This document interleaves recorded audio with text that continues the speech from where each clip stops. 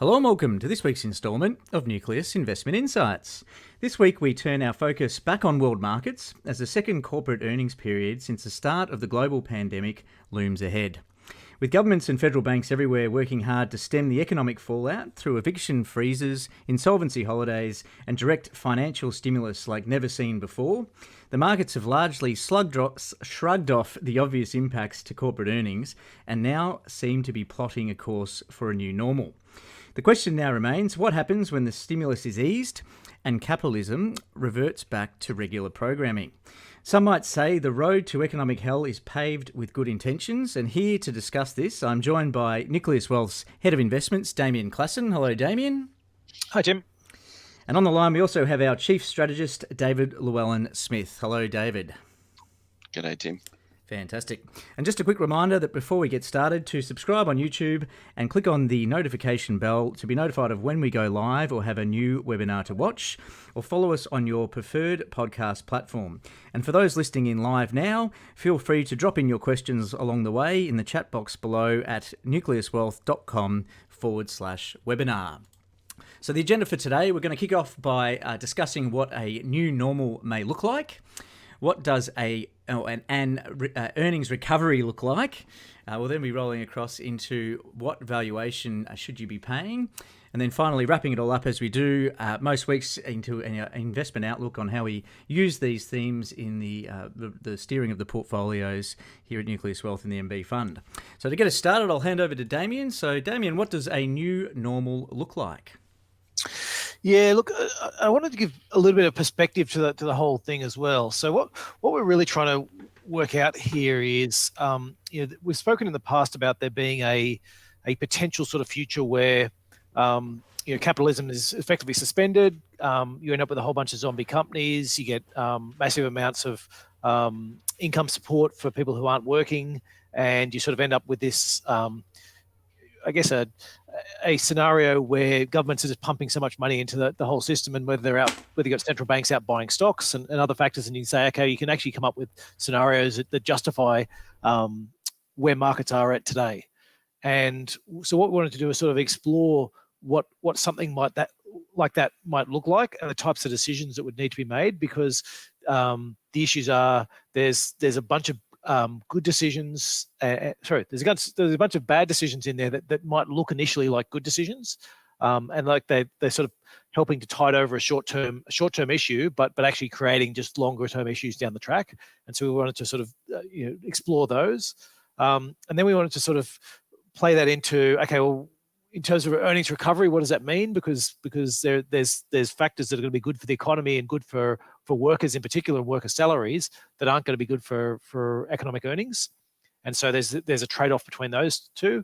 And then you've got to sort of fit the third bit, which is evaluation, into that. So you've got these, all three of those sort of at different ends, where you might have, great outcomes on the first two, but if valuations are whatever it is, 1,000 times earnings, then you're saying, well, that's too high, and so you shouldn't be buying in. But there's a push-pull between all three of the types of factors.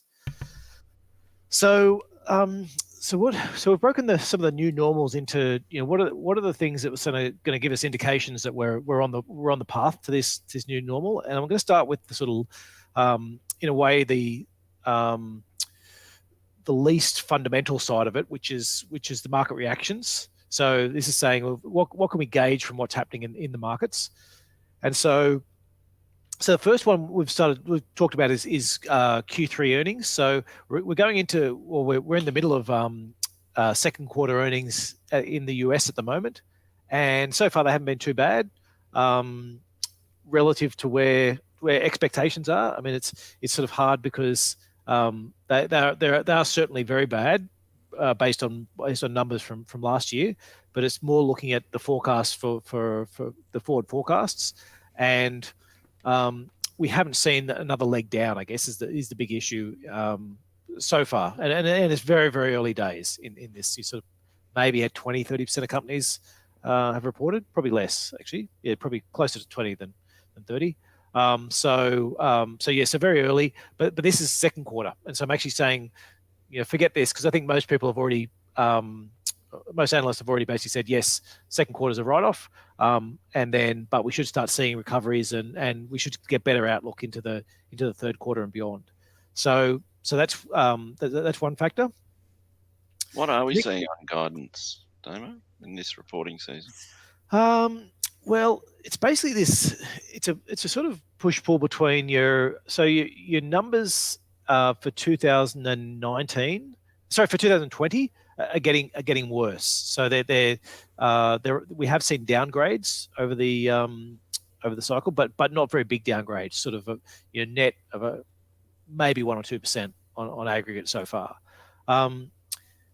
Having said that, 2020 numbers are sort of, I think for a lot of people, 2020 is a bit of a write-off, and it's all about 2021. So 2021 numbers are already close to 10% below 2019 numbers. They're probably more like 7 or 8% below 2019 numbers, and they've been drifting down. But the issue is because the 2021 numbers are much higher than the 2020 numbers, each day that goes past, the forward numbers look better and better, because you sort of say, okay, I've got one day fewer of this bad 2020, and I'm 1 day closer to the better numbers from 2021. So I guess we spent a lot of time looking at whether the 12-month forward earnings numbers, which is sort of like a rolling 12-month period in front of us, whether that's rising or falling. And so that's, at the moment, that's rising, but it's rising because both 2020 is going down and 2021 is going down, but 2021 is still so much higher than 2020 that it's still rising. Does that make sense? Sure, yes. I mean, it's a pretty fair bet 2021 is going to have to start falling away as well, isn't it? It's just that will take time. Yeah, that's right. And a lot of that comes back to this next issue is, what's happening with the Biden election, mainly because there's some tax. Dave, do you want to run through sort of some of the Biden policies, key policies? Sure, yep. So, prima facie, Biden shapes as an early blow to stock market values, simply because the main headwind, I guess, is he's got planning to raise the corporate tax rate, reverse some of Trump's cuts, I think from 17 to 28. Can't actually remember the numbers off the top of my head, but it's about an 8 or 10% blow to earnings. And so that's obviously a headwind for the stock market. There's also a number of policies designed to boost wages, and some of them are, quite sort of heavy-handed, just hiking the minimum wage, etc., which, potentially shapes as another blow to earnings if you just do that in a sort of central planning kind of way. In the short term, that's the case. However, longer term, we basically see the Biden policy platform as much more constructive for the US economy and society, as we'll distribute income and profits more evenly over time, and so any initial blow to earnings is likely to be offset by sort of stronger top line growth, better demand over the stretch, and so Biden is a bit sort of bifurcated, I guess, in that sense. But the initial reaction should be lower stock markets, definitely. Well, and certainly lower earnings lower earnings. Yeah. And that's obviously coming into an environment of very elevated valuations. So I'm making the drawing the bold conclusion that should end in lower stock prices. Yeah. And what Dave was talking about there, so if you're using a price to earnings ratio, not to say there's not issues with, just this is a pure measure, but it's not a bad one, is that you're paying roughly 25 times whatever the earnings are of in the US at the moment versus normal of, say, 15 times or below. And so the issue is if you lose 1 unit of earnings, then that's multiplied by 25 when you're at a 25 times PE, whereas if you're only at a 15 times PE, it's only multiplied by 15 is the amount that sort of comes off the valuation of the stock market. So it makes a bigger difference in terms of that, if it gets reflected. Well, and on that, Damien, just roughly, so if earnings halve, then all of a sudden you're paying 50 times is the back of the envelope. Yeah, Yeah. They're unlikely. I don't think they're likely to halve from here. Yep. Unless you got, unless you saw insolvencies just get out of control, and central banks and governments really just sort of step back and let everything go. Mm-hmm. Having said that, though, when I say halve, I'm talking about forward earnings halving. You can certainly see actual earnings halving, and the issue is with actual earnings is there's a lot of write downs in that. So what it means is it's not really an ongoing. Well, it's not an ongoing measure of value. It's we spend a fair bit of time looking at our numbers and working out which are the things we want to include and not include. It's not to say it's not a real reflection, but when somebody owns an asset worth $1 billion that's producing, $100 million a year, and then all of a sudden that $100 million a year turns into, $5 million a year, and they write their asset down, so they've lost $95 million worth of revenue. They might write their asset down by 75%, which is like $750 million. And that'll come off as a one-off in their balance sheet. And it's not you got to make sure you're not double counting. You're not giving them the penalty for the lower earnings and the penalty for the write down as well. Right. So yes. So reported earnings quite possibly will be down 50%, but forward earnings we're not expecting to fall that far.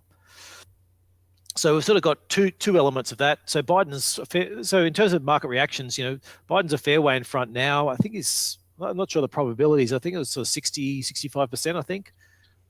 Roughly that in betting markets, even a bit higher. Yeah. And we're just saying, well, look, if it gets to the stage where, 75, 80%, now you're starting to talk about, pretty high probabilities. That's starting to sound like Clinton in 2016, though. Well, yeah, Clinton was, I can't remember, I feel as if she was sort of 70%-ish, was she? 60 to 70%? Yeah, 65 to 70%, right. Which is still like about a 2 in 3. Yep. And then sort of go, well, 1 in 3 chance does come up relatively often. So, I think once you get to, I think Biden would be similar levels now to Clinton. But, and so I think that's where certainly a lot of, I think markets and a lot of participants sort of say, oh, well, you can't trust these things because they got it wrong last time. And slightly different circumstances, though.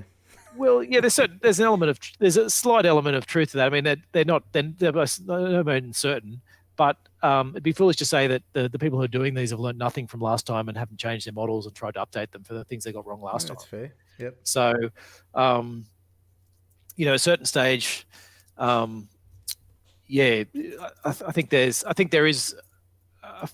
There's probably a lot less faith put in them, based on a sample size of 1, which is the last election. Whereas there's been obviously been a lot of elections where opinion polling and everything like that's been pretty good, or at least it's the error range. I think that's the part where I think people got too, they went, oh, it's a 2 in 3 chance. That means it's a shoo-in that Clinton's going to win, and you went, well, okay, well, it was a 1 in 3 chance she didn't win, so you can't. If it was a 99% chance she was going to win and then she didn't win, that's obviously a much bigger shock. So, yep. So watching what markets are doing as Biden becomes more likely is one part. Come the election, if you see that markets don't fall, is a pretty decent sign that we're into this. There's some new normal going on, and we need to throw out all the old rules out the window. The other thing is we are starting to see second waves and third waves in a lot of countries around the world, and I guess the issue is if come the northern autumn, so we're a month and a half away from that. Let's call it 3 months really till you make the middle of autumn. If you do start to see that next wave starting to shoot through all the northern hemisphere countries, is that's one of those signs that if markets just ignore that, as they've ignored the sort of this second wave or the first wave so far, then that's another sign, I guess, that there's some new normal that's going on.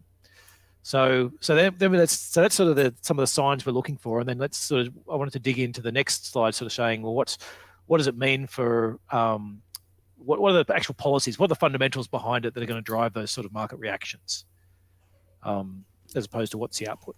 Okay. So the first set is the monetary policy stuff. Now we've got there. The first one is the whatever it takes from central banks, and that's been done already. We've had this short term. They've come out and said that whatever needs to be done will be done. Now it's the question of where to from here. So are we headed for negative interest rates? Quite possibly. There's a couple of countries in Europe in particular that are thinking about it. The Australian central banks ruled it out pretty much. The US have pretty much ruled it out as well. Not sure, Dave, if you've got some other thoughts on negative interest rates. You? Well, they've all. You're right. The Fed and the RBA both ruled it out, but Fed fund futures are still pricing it, and if markets do choke on these many headwinds, then if the process they've begun of suspending capitalism is to advance, then these are the next sort of obvious steps to take, and they wouldn't take them without some kind of market prompting that is a pretty sizable shock, something material enough for them to think that it jeopardizes whatever kind of recovery we've got going. And so, even though they're denying these things at the moment, they are the next kind of cabs off the rank, if you like. And then you've got the so negative interest rates first. Central banks getting out and buying equities is sort of the next. That's probably your another real sign for that that we're starting to get to this to something completely different. Now we've already seen that in Japan, but it's one thing as well that the Japanese government's buying equities and the levels they're buying equities at have been sort of on a price to earnings basis, between sort of 12 and 15 times, is where the central bank's been wading in buying equities. So what we'd be saying here is we'd be saying, do we set central banks out to buy equities at basically record valuation levels, which I think is going to me is it's different. It's very different to say, okay, we're sitting in a stage of low growth and earnings aren't well, and the market's not really reflecting much in the stock market, and so we need to get in there and buy equities, and that'll help prompt companies to go out and spend and expand. Whereas if companies are already on 25 times earnings or 30 times earnings, and putting them on, if they're already basically not quite double their long-term average in terms of, make it even greater, is hard to see what the argument from central banks, how that's going to stimulate more growth in the economy. But yeah, so I guess to me it hasn't stopped them so far. I mean, you can make that argument about a number of policies. Yeah, that's right. And I mean they just, if they reach that point of desperation, they'll make something up about wealth effects, etc., and just do it. And so, but that is as I said, it's very much a sign that we're not in Kansas anymore. And then the final one there, the outright modern monetary policy. So basically printing money and giving it to the governments, or printing money and giving it directly to consumers, is sort of that last step along the way.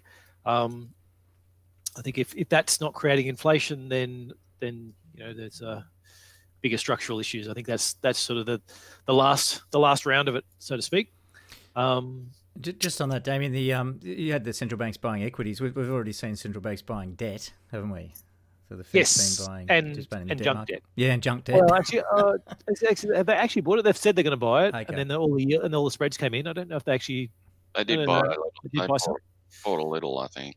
Yeah, but not much. They didn't need to buy much. Right. Yeah, so they basically talked their way into that. So that's still there as well. We've put some of that in the fiscal policy on the next slide, because there's a little bit of that's government policy led, but yeah, there is an element of Well, we've already reached central banks buying corporate bonds. So probably should have thrown that on that slide as well as a crossed out version. So let's go fiscal policy. So this is now saying, okay, what a government's going to do to try and create a new normal for us.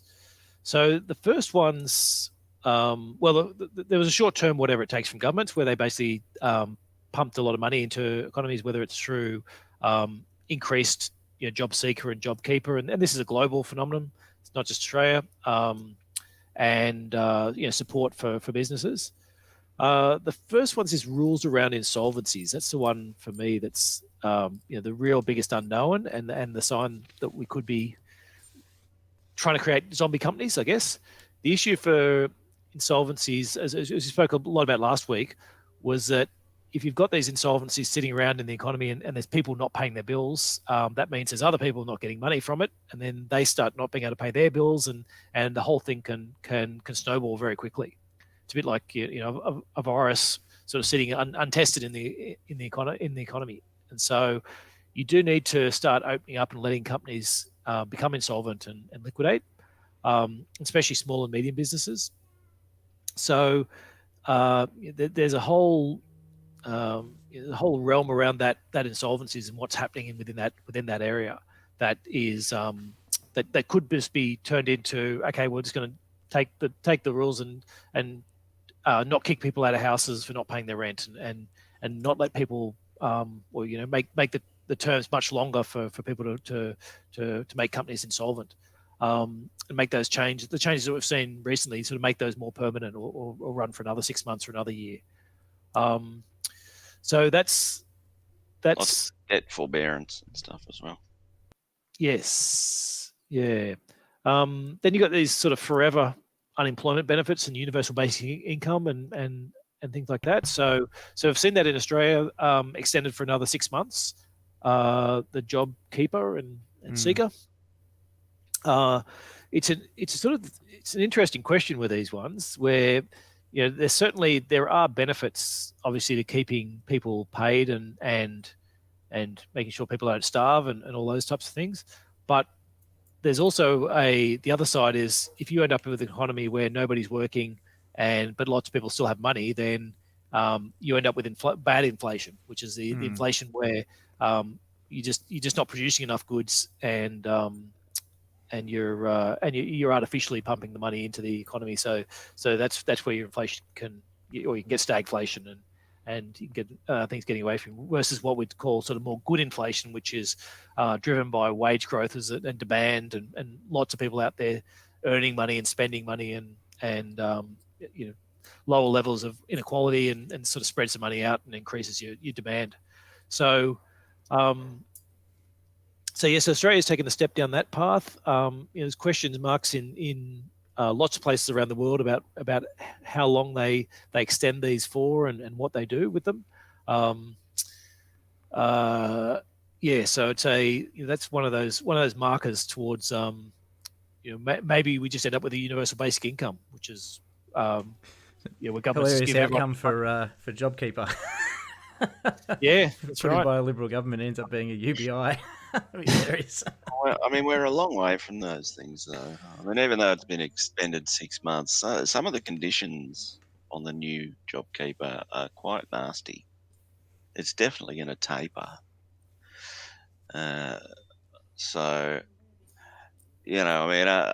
If we have another viral outbreak in Sydney and a shutdown there, then it's those kind of events that are going to kick it forward, rather than, I think, a policy decision. I can't see Australia ending up with a UBI of any kind, and other than a hashed together version in crisis until it happens somewhere else. Maybe then it's plausible. But the forever is probably dependent on a forever virus as well. Yes. But certainly, if we get there, it would be a massive step towards suspended capitalism. Yes. And it's this whole point, isn't it, is about saying, well, it was one thing to say, okay, let's give people some payments to keep them in contact with their employers, because this might be a 3-month thing, and let's make it 6 months just in case it goes on for a bit longer than what we think. And now we're like, well, why don't we turn it into 12 months? And then you're like, so Yeah. I yeah. mean, it obviously loses its reason for being at some point. In the tourism sector, for instance, Yes. you're not going to open your borders until 2024. Well, why are you keeping people in touch with their employers that won't even exist? So Yes. certainly could become a bit absurd. Yes. So lots of issues around that. Tax cuts versus stimulus. So I guess there's a few things in these next couple of points. I just wanted to talk through some of what are good policies that we want to see from governments globally, and will be good for stock markets versus and earnings, versus policies that won't be. And so tax cuts, bring forward tax cuts, we don't think is a very good policy, especially the rich, tax cuts for the rich, because study after study and economy after economy have shown that you cut your taxes on your rich, they don't actually get out and spend much of the money, and so there's not a lot of benefit. You take a big hit to what little remaining revenue you have, and for very little benefit. Whereas actually getting out and spending money on stimulus, will actually create more jobs, create more demand, spread the money around for people actually doing things. And so, but when you're doing that, there's a really important. If you did low income tax cuts, I think that would be a good idea. Yes. The high marginal propensity to spend, that would be a good stimulus. Yeah. Not to donate to your political party, though. That's probably the rub, isn't it? Yeah, and the issue is Australia already has at the low end. We've already got up to 20-something grand. We're not paying any tax at all. So, there's you can certainly get some in Australia, but I guess they're going to be relatively limited in terms of what you can see. Yeah. There's a big issue. What are they doing? What are governments doing in terms of where are they targeting? Because we see governments and I'm going to use China and Germany as two, just to sort of allay any fears of bias in terms of towards China. But I think there's what you're seeing very much in China, and we could easily see in Germany as well, is targeted government stimulus that tries to generate more supply and actually gets back to getting workers and work going in factories and getting these things, infrastructure spends and all those types of factors that are sort of really targeted around supply. And the issue with that is if you've got a factory in Germany or a factory in China pumping out more goods, and you haven't got demand in China or Germany for those goods, then these companies have to export them, and that means that's a good that let's say they've made a washing machine. That's a washing machine that doesn't get made in the US, and so there's a worker that's not going to work in the US now because it's being exported from China or from Germany, and so there's this real. We've seen a lot of backlash against China and a lot of issues with trade and things like that coming up. Our take is you're going to see more of that because you are seeing some governments target supply, and what they're basically doing is stealing the demand from everyone's got this shortage of demand, and so if the US say is out there trying to stimulate more demand and in order to get more jobs and spread it around, but China's out there trying to export more and Germany's out there trying to export it much more because they've stimulated supply, then they're basically stealing the demand from China, from the US. That makes sense. And so the US is pumping money into its economy that's then just going straight overseas. And that's why stealing the stimulus. Yeah, that's right. They're just usurping your stimulus. Exactly. And that's why you're going to see more and more of this stuff on trade and more calling out China for cheating and spying and all these other factors, because there are real economic consequences of it, and even more so because the Chinese economy is so much bigger than it used to be. Even in the financial crisis, when China was doing similar types of things, it was still a much smaller economy than what it is now. And so it's a if you see globally governments and everyone targeting demand, the measures that are going to get demand going, then that's a good thing, and we can see that's positive for stock markets. If it turns into this real supply thing, then quite possibly it's going to be, that's where you start to see tariff barriers start to go up and return to the sort of 1930s of escalating tariffs around the world. Dave, you got anything else on demand supply? No, that sums it up nicely. Yep. The other one then is targeting debt and equity. So turning around to first home buyers, and maybe even you might extend it to other people in Australia, for example, and say, okay, everyone can lend up to 95% and go out and buy a new home. Those types of it might seem like good if you actually own a house and you see your house price go up, but as a policy and as a way of getting out of this, you're basically just loading up people who are already got income constrained with more debt, which isn't solving any problems, and it's going to give you a lower growth going forward. And it's similar to, we saw the Australian government try and push $40 billion into small and medium businesses, and banks lent 1.5. So sort of less than 5% of what they thought they were going to push out. They pushed out, and they've come back with another thing, basically saying, well, maybe we'll lend it for longer and tighten up some of the criteria. But the issue is that companies that are really struggling to get demand out there for their products, it's pretty hard for those guys to turn around and say, okay, my demand's 20% down on what it was last year. How would I like a great whopping loan to go with that? And now I'll have to, now I've got to worry about defaulting on my loan as well as my reduced demand. And so, so I think there's certainly an issue in terms of the watching where it's going and seeing whether it's again, are you trying to help your demand, or are you going to try and just load up people with more debt and hope that solves the problem? The last three are very similar, but this is so. If you had a big banking crisis and you'd let this play out, so you let the insolvencies happen and you start seeing the banks are running out of capital, you've basically got to go through.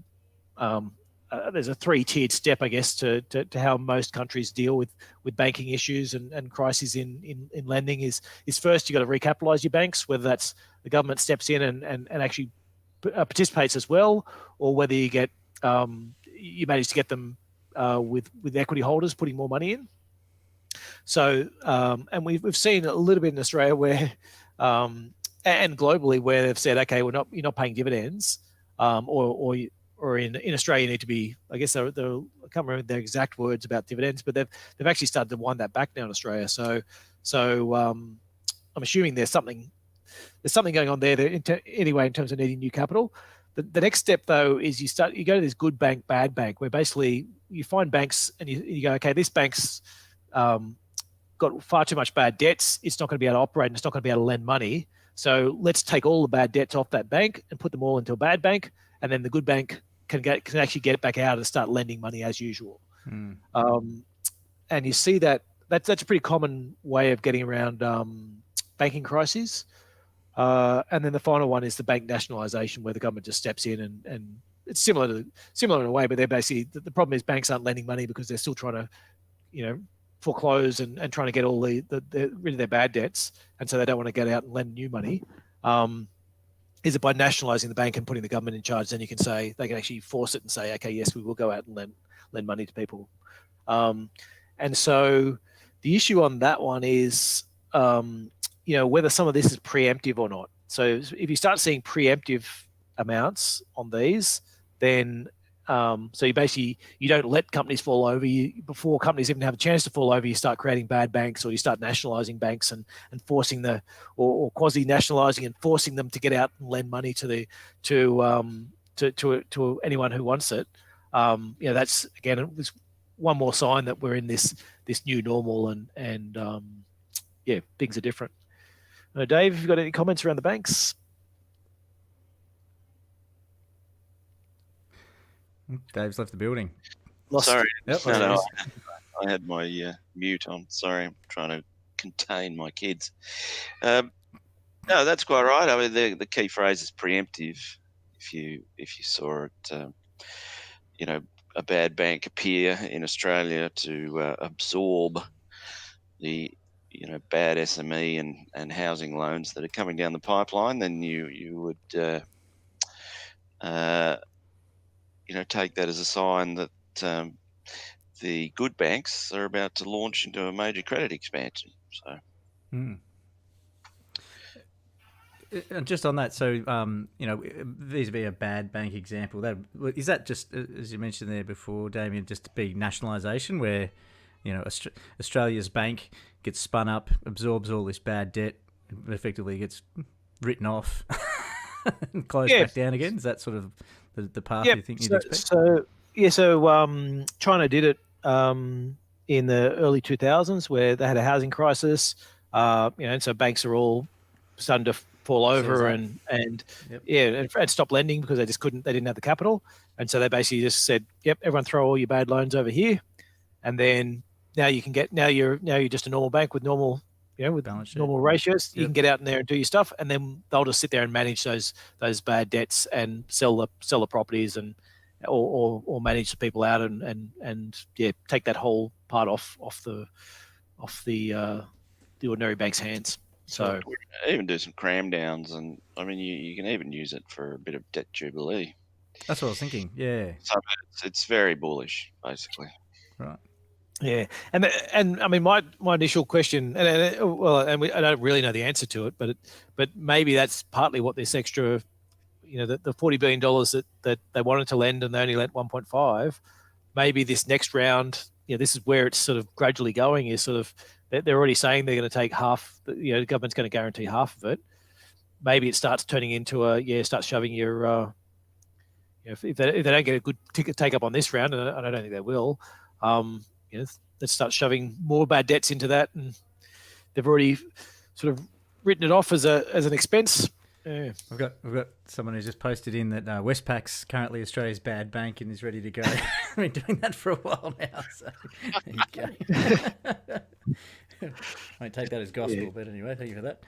Yeah, but it's about maybe it's a nationalisation. Some of these you might nationalise one of the smaller banks and then get everyone else, get all the other banks to throw their bad loans in. There's lots of different ways you can do it if you don't really care about capitalism that much and consequences and you just want the economy to get back to you just want a short term improvement in the economy.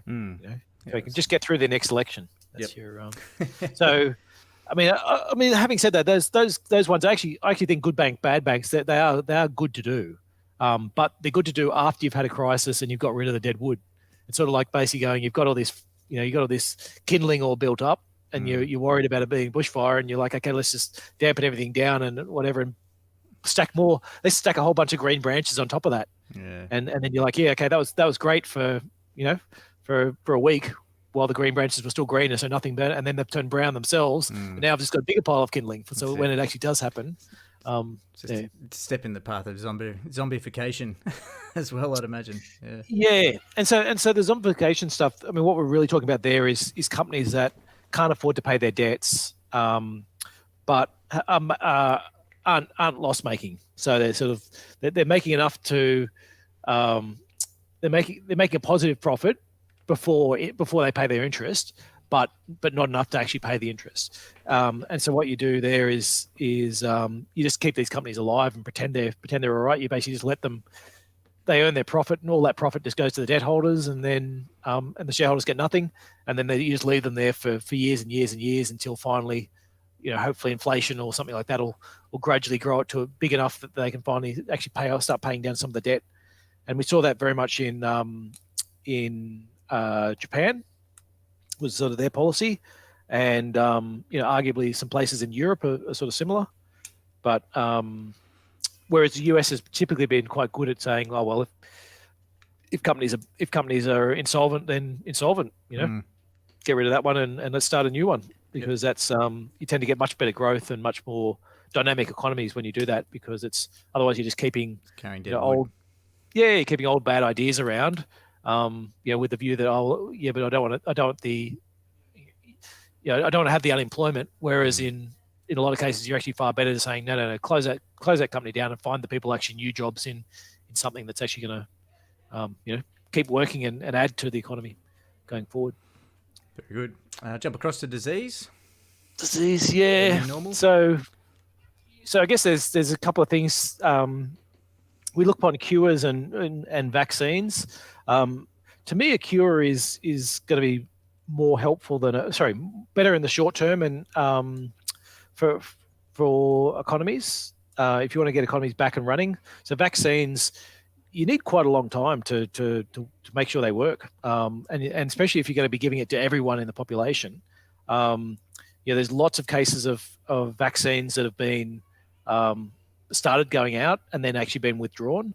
I think actually the swine flu, relatively recently in the last 10 years or so, had something where it gave a lot of. I think they started doing like about 6 million vaccines or something like that before they realised it was causing narcolepsy in people, and so they had to bin the whole lot. I think in the just trying to hopefully get the decade right here. I think it was the 70s. President Ford in the US tried to rush out a vaccine and had lots of problems, and they ended up having to pull the whole thing.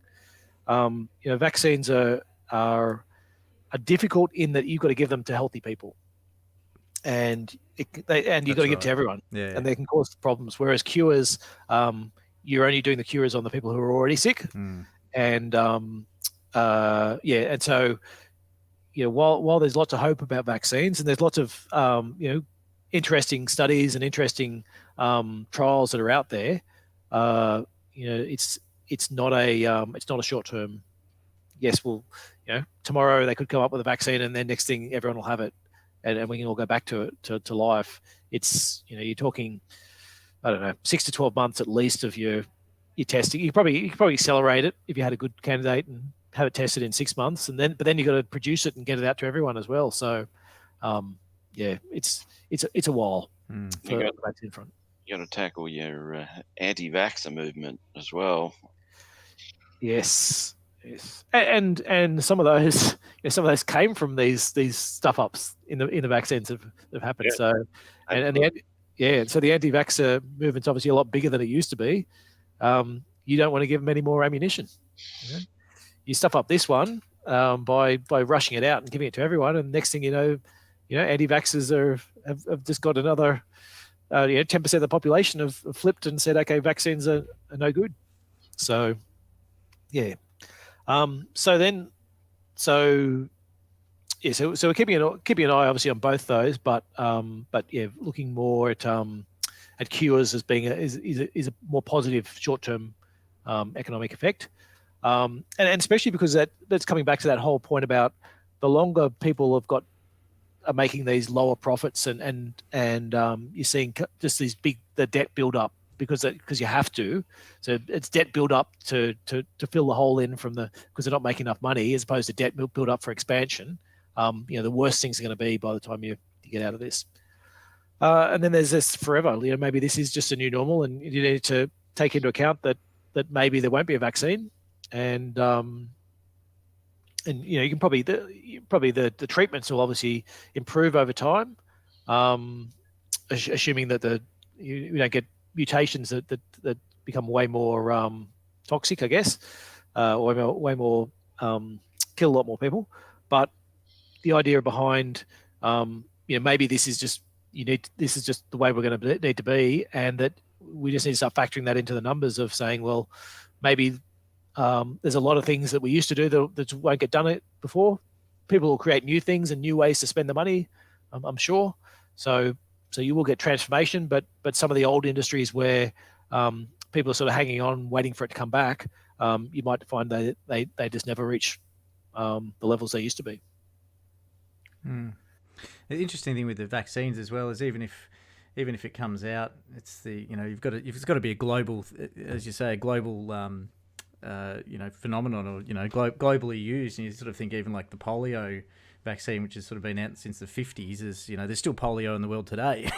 Like it's worked very hard on trying to eradicate it, but it's it's sort of one of those things you got to get it to every nook and cranny of the globe. So anyway, yeah, and that's I still find that's the interesting one for Australia. Will be an interesting thing if we do manage to lock it down again in Sydney and Melbourne and get rid of the cases and you go back to very, very low transmission rates, is that but say Europe and the US don't, and eventually they go, oh, well, we might as well just open our borders and start sending people back and forth because you've got it, we've got it, So is whether what do you see like then? Does Australia just decide it's going to and New Zealand just decide they're going to stay out of the world travel market? Absolutely, yeah. It's crazy. The haves and the have-nots. You're just almost like two different passports required. Phenomenal. So and as you said, there's that whole part about going, okay, you might get a vaccine or you might get treatments that are done, and so the US is some of the developed markets start to stabilize in terms of that front. But if you've got all these undeveloped markets, then you've still got to work. You're not going to let travelers from say India or Indonesia or something like that, but you will allow people from richer countries. And then what happens if somebody from Indonesia goes to one of those other countries and then comes here? And it's huge.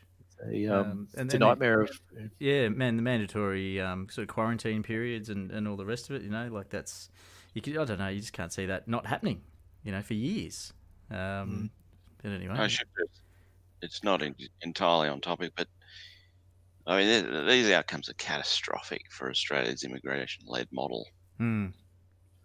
So, I know we're not particularly on that topic. We're looking at the new normal, but just something to bear in mind in terms of Australia as an investment option.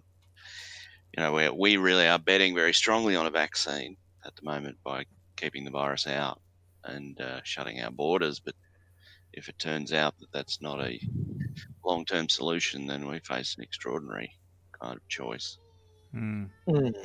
Yeah, changing Australian business model. Yeah. Yeah. Okay. So that's sort of that's one side, which is okay. Here's a whole bunch of things that can tell us we're headed for this new normal, and just the world's not going to be anywhere near what it used to be from a policy perspective. And then you say, what does that actually mean for earnings? So I've got a chart here, and for anyone listening in, it's I've used the S&P 500 mainly because it's really, I don't think of the S&P 500 so much as being a US market index, although it is listed in the US. It's more of a global, like most of the companies in here are global companies. So you're really talking about some sort of a decent spread of global companies and what their earnings doing. And so looking at the forward earnings forecasts, and they've fallen about 25% down from where they were. But you've seen that, and that was what I was talking about. This is what I was describing a little bit earlier. Was there's this little hook on the end of it where you've seen that the forward earnings have lifted up. They have started rising again, but they're not rising because 2020 and 2021 numbers are being upgraded. It's just rising because there's a time is traveling and we're getting closer to 2021, and so. So working out where those earnings are going to be is obviously difficult. Companies don't really know, and they're not giving much guidance. But the best we have at the moment is earnings are down 20-something%, and the question is how far they can bounce back. And so we're trying to benchmark a lot of what we're doing, not to saying how far will the fall be and how far will the bounce back be, because the numbers get really big and it's whether it's a 25% fall and a 25% rebound, or if it's a 35% fall and a 30% rebound, and those factors get it's quite difficult to put any context behind that. Whereas if we sort of benchmark and say, okay, the US market in 2018, 2019 sort of reached this forward earnings level of on this graph it's sort of 175. Is that how long will it take us to get back to that 175? And what are the things stopping us? And the things stopping us are demand destruction, increased non-productive debt, There's the possible tax rises that are coming through for companies. There's the lack of demand. So it is relatively difficult to see sort of a short-term path back to those numbers. And then so we're sort of trying to track that part quite closely, especially in the companies that we're following. And then that flows through to the next chart, which is the valuation side. And I've got here a 10-year share price chart, 10-year price to earnings chart. And again, this isn't the only factor we look at. There's lots of other ones that are similar, but price to earnings is sort of giving pretty much the same message we're seeing elsewhere in other valuation stats. Is that the US is on this massive sort of 25 times earnings, 25 times next year's, whereas it usually trades, long-term average is more like 15. The last 5 or 6 years have been somewhere between 16 and 18. So you're miles above traditional metrics, but we know those earnings are much lower than typically we've seen. And so I've got a red line on that chart saying, okay, well, what happens if earnings hadn't fallen, and what happens if earnings were just at the 2019 level? And so you can see there that that last line where we end up is basically at all-time highs. Oh, sorry, at 10-year highs as well. Even if where it's sort of saying it's 19 times, which is basically similar levels you saw to just before the Trump tax cuts kicked in. It's a level you'd associate with a good growth outlook and not sort of facing unemployment rates higher than we've seen any time since the Great Recession. Well, it's an end of cycle boom. Yeah, that's right.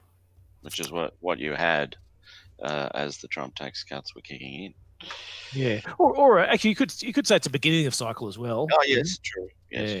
But that's saying so basically what we're saying there is if earnings were 30% higher than what they are today, then and we thought they were going to grow at a boom rate from there, then you could justify current valuations. So yeah, I think there's two pretty big ifs in that. I think the growth rates once we settle where we are will be very good, but the issue is earnings are starting from 30% lower than what they were. So. And bigger debt burdens and all those types of factors. So I guess what I'm trying to get to is there's these three factors we're now going to try and put together and say, so if we've got a complete new normal on one side, and we've got earnings recovery, then maybe we can justify higher valuations. And then, but if you don't get enough of the first one, and the second one's not working, then valuations need to be lower. And it's about the push-pull of trying to look at different countries and what they're doing and how they're getting around it, and whether it's demand versus supply, and whether it's tax cuts or if it's stimulus. That's the framework we're trying to look at and trying to use in terms of coming up with which countries do we want to invest in, which equity markets do we want to invest in versus bond markets. Very good. Dave, don't know if you've got anything else you want to just quickly before Dave jumps in, I'll just let everybody know we'll take some questions as well. So feel free to head over to nucleuswealth.com/webinar if you'd like, and we can work through some questions in a couple of moments. Over to you, Dave. Yeah, well, as Damo says, we're kind of trying to work this into a kind of an allocation model that gives us a process whereby we can judge, whether or not we are undergoing this shift from capitalism into something more centrally planned that changes the dynamics for asset prices. And so we'll work through that model in future in terms of how we balance our various assets, rather than just kind of do it on whether we feel like it's good or bad or indifferent. We're going to kind of plug this all into a kind of quanti-like model that gives us a stronger sense of where we are in terms of the inputs that will deliver price movements in future. So. Yeah, and actually that's a good point, David. Is that we've already said, I think we've spoken on this podcast a few times about we run these quant models that run on some relatively longer term factors. We use those to try and tell us. We let the models tell us what to do, and then we try and come up with the reasons why the models are wrong and why they're wrong. Because quant models can't cover for everything. And what we found, over the last few months was we made some pretty decent changes, pretty big changes to what we're looking at in the initial stages to forward earnings, because we just had no faith anymore in there were so many companies pulling earnings and pulling guidance that for a month or so there we just basically almost switched that off in terms of saying, yes, we've got it there and we can see what's happening, but we just take it with this huge grain of salt. Is that it's not that important. That's now come back for a lot of sectors, and we've sort of been gradually adding, putting more weight on what we're getting from there.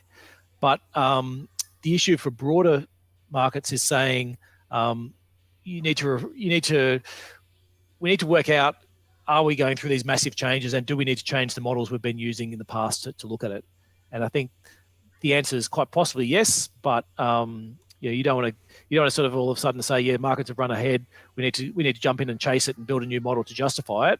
But it is more about saying we need a framework to see whether we should be changing regimes, and then appropriate valuation methods and other factors between bonds if we are going to change those regimes. And I think our base case is still that we won't. But we need to reflect that the more governments do suspend capitalism, then the more we need to reflect that in the investments that we're doing. Okay, very good. We'll jump across to a couple of questions here. So, hi gents, noting your broadening support for the AUD, what is the strategy for managing USD holdings in the funds? And do you intend to sell down or hold your position in the short to medium term? I'm going to hold that one off for next week. Okay. We're working on a few things for those, and so Yep.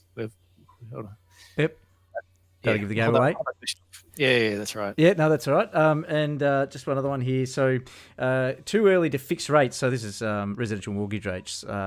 Read and posted an article on Twitter that many are fixing their rate, and that actually coincides with a call that I've had with a potential investor this week who posed a similar question. Was offered 2.09% fixed for 5 years. Thoughts on that one, gentlemen, without it sort of straying into advice. Yeah. Well, I'd like to know who offered it to him, because I'll give him a call. Seems very good. For what it's worth, I've fixed mine. Yeah. Well, the bank's margins are already getting squashed. There's not a lot more than they can do. There's not a lot more that the RBA can do to help them lower mortgage rates. Maybe a little bit more, 20 basis points or something, if they really go to town on the long end of the bond curve and stuff. And so we're pretty close to, the pushing on the string, and as low as rates are going to get. So I certainly don't see inflation, being a problem, probably, unless we get, some of these, more perverse outcomes from the various government interventions on the virus. But the base case is that Australia's in for massive deflation, I think. So I don't think that there's any imminent chance of mortgage rates going up, but the rates being offered right now and the terms are very good. So I fixed. Yeah. Well, and David just wrote something earlier on the week talking about putting the RBA on JobKeeper, because they came out the other day and basically said that what do you call it, Dave? Putting the cue back in the rack. They basically said our job's done. There's all these other things you could do with negative interest rates and monetary theory and all these other things, but we don't think you should. So they're basically saying job's done. They're so I mean that's where you would be regretting fixing your rate is if all of a sudden the central bank becomes ultra aggressive and gets out and goes for negative interest rates and tries to push things down further and decides that a property boom is the way out of this. So we think that's unlikely, but that's probably your only cause for regret, I think, at this point. And then actually, it's noting as well, we actually updated our property calculator model the other day. We'll post something on that in the next couple of days. And we actually put something in because the difference between the standard variable rates and the fixed rates could be quite large at the moment, actually. And so with the fixed rates being much lower than the standard variable rates. Yeah, it's telling, isn't it? It's sort of funny. In my experience, fixed rates have always been generally on the banks, in the bank's favour, from a risk mitigation point of view, and upside and downside. And at the moment, the fact that they're cheaper than the standard variable says a bit, doesn't it? Yeah, well, because that's the big thing for people saying, okay, if I'm going to lock into a standard variable at whatever 3 and a bit %, say, versus being able to take out a fixed one at 2.7, you're basically saying, well, okay, I think this 3 and a bit is going to go below that 2.7, so that my average over the 3 years is going to get cut. And so, as David said, it's hard to work out what they're going to what else the RBA is going to do. Well, sorry, not hard to work out. At the moment, what they're saying to the market is they're not going to do anything. So, So in which case, fixing sounds better than picking than taking the standard variable and hoping that they'll suddenly fall in love with negative interest rates. Yep, very good. All right, gentlemen, thanks very much for that. And we'll leave it at that one there, just mindful of time. So coming up next week, we have a couple of economists, but don't let that ward you off. We've got Gareth Aird, who's a senior economist at the Commonwealth Bank of Australia. He is going to be joining us live with our own resident economist, Leith Van Onselen, of course, as well. So we look forward to that one. That's 12:30 on July the 30th, so don't let that April scare you off there. We'll see you next week at 12:30. And just so you know as well, we have actually got another special guest that we're doing a pre-record for next week, and that's Jeff Booth, who is the author of the #1 bestseller, The Price of Tomorrow. So what we're asking is, if you've got any questions, this one obviously won't be live, it'll be a pre-shoot, is pop them into the YouTube comments, and we'll pick those up, and we'll make sure that we ask those of Jeff when we record that, I think in the middle of next week. So looking forward to both of those. So what Jeff's key messages are is talking a lot about technology and a lot about and its impact on deflation and what governments and what the world will look like in the future with those two big forces impacting us. Yep. So yeah, really looking forward to that one. So it should be a great show, and we'll catch you guys there. So thanks very much for everyone for tuning in. Thanks for your questions and comments as well as always. And we do hope you enjoyed today's show. If you'd like to see more of our content, head over to nucleuswealth.com/content to stay up to date with news from us. Follow us, of course, on our social media channels. We always appreciate guest or topic suggestions, so if you've got one, please drop them in the comments of today's YouTube video. And finally, if you know anybody out there who'd get something out of today's episode or any of our episodes, please let them know about them, share with friends, and help our podcast grow. So on that note, thanks again for tuning in, and we'll catch you at the next one. Cheers.